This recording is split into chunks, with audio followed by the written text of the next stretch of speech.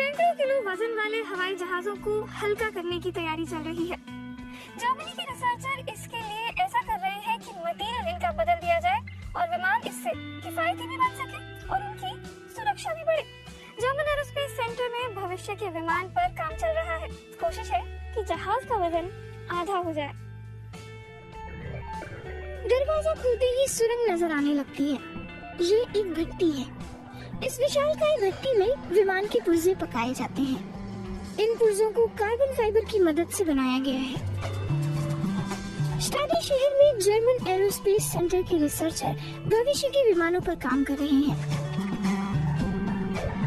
वे carbon fibre से शक्तिशाली लेकिन बेहद हल्का मटेरियल तैयार कर रहे हैं।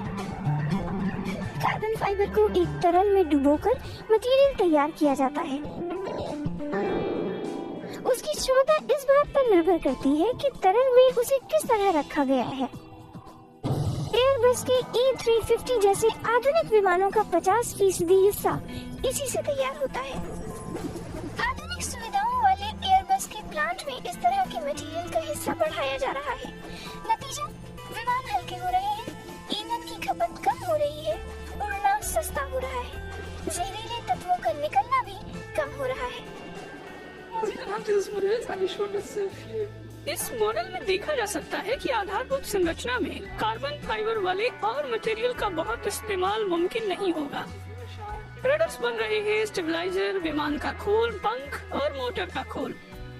अब अहम मुद्दा ये है कि हम उत्पादन की तकनीक को तेज बनाएं, किफायती भी और आखिर में क्वालिटी भी बेहतर बनाएं।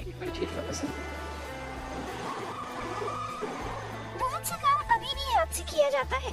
रोबोट बहुत महंगे हैं और वो बहुत धीमे काम करते हैं। ये रोबोट अभी अभ्यास कर रहा है।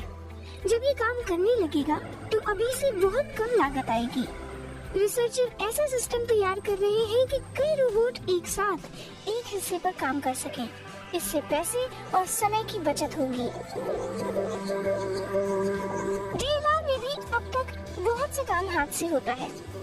मिसाल के तौर पर ऑटोक्लेव में भेजने से पहले विमान के इस साइड पैनल को तैयार करने में आपको कारीगरी में कुशल होना चाहिए। थोड़ी बहुत सावधानी, खासकर ऐसी जगहों पर जहां आपको कंपोनेंट की तह लगानी होती है। इसलिए कारीगरी में थोड़ा रुझान तो होना ही चाहिए। वैक्यूम पंप से पन्नी के अंदर की हवा खींच ली जाती है। इससे कार्बन फाइबर की सतह दबकर बराबर हो जाती है। कंपोनेंट तैयार हैं। अब इसे कई घंटे तक 180 डिग्री पर भट्टी के अंदर रखा जाएगा। यहाँ एक बार फिर वैक्यूम पंप लगाया जाता है। हवा का एक भी बुलबुला रह गया तो ये हिस्सा बेकार हो जाएगा।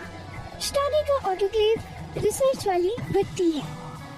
कार्बन फाइबर की मदद से विमान हल्के, किफायती और सुरक्षित होते जा रहे हैं। आने वाले वक्त का हवाई जहाज बदलने वाला है।